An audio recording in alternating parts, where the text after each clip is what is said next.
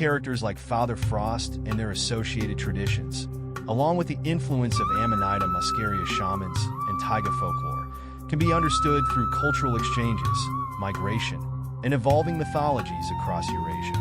1. The spread of Father Frost reflects the blending of Slavic, Turkic, Uralic, and Norse influences. Figures such as a Yaz Ada in Turkic traditions and Pakanin in Finnish mythology contributed to the development of dead Moros. The Silk Road and the interconnectedness of the Eurasian steppe allowed these winter-themed myths to merge over time. As Christianity spread, pre-Christian spirits like Father Frost were merged with Saint Nicholas, adopting gift-giving attributes while retaining their ties to the winter season. 2. Amanita muscaria played a significant role in shaping shamanic practices in Siberia. Indigenous peoples like the Evenki and Sami used the mushroom in rituals, often wearing red and white garments that echoed its coloring. These shamans, seen as intermediaries between the physical and spiritual worlds, brought blessings and gifts to their communities. Their practices, such as entering homes through the chimney due to snow-blocked doors, may have inspired later myths of Santa Claus and his chimney-based gift delivery. 3. The symbolism of Amanita muscaria and its connection to shamanism also influenced myths across Eurasia. For example, in Norse mythology, Yule traditions involving evergreen trees mirrored Siberian rituals. The mushroom's association with the winter season, fertility, and renewal became a recurring theme in folklore and festivals, eventually shaping global traditions like Christmas. 4. These practices left a lasting global impact.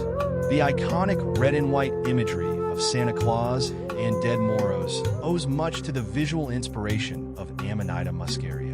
Stories of magical journeys, transformation, and benevolent gift givers are rooted in shamanic archetypes, shaping modern mythology and holiday traditions worldwide.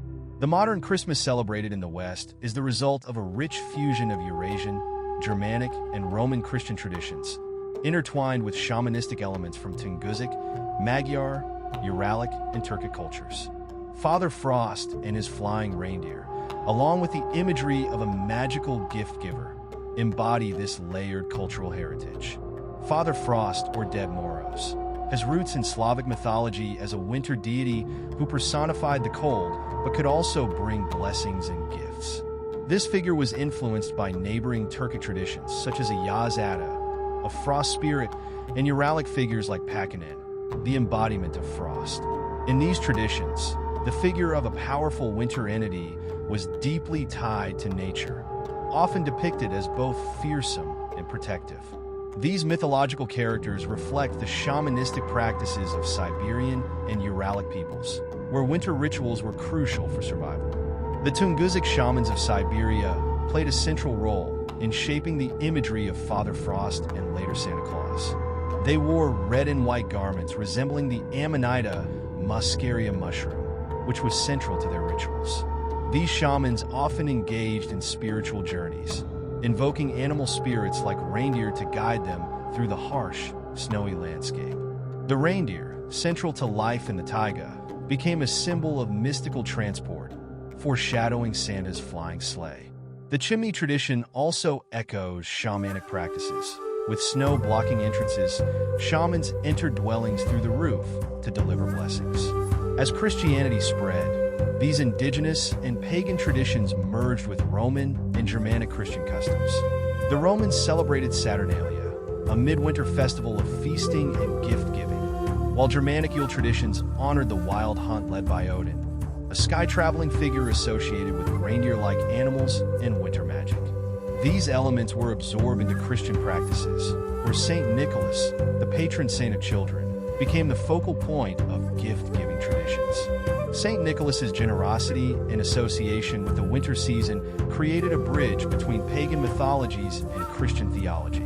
In the 19th century, the modern image of Santa Claus emerged in the West through literature and art, particularly in works like Clement Clarke Moore's A Visit from St. Nicholas and illustrations by Thomas Nast.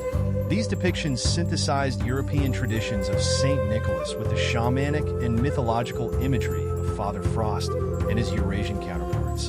The reindeer-drawn sleigh, red and white attire, and chimney-centric gift delivery drew from both Siberian shamanism and Western commercialism, creating a universally recognizable figure. Thus, the modern Christmas, with its magical gift giver, flying reindeer, and winter wonder, is a product of centuries of cultural interplay. From Tungusic shamans invoking the spirit of winter to Roman festivities and Germanic myth, these diverse traditions converge to create the holiday celebrated across the West today.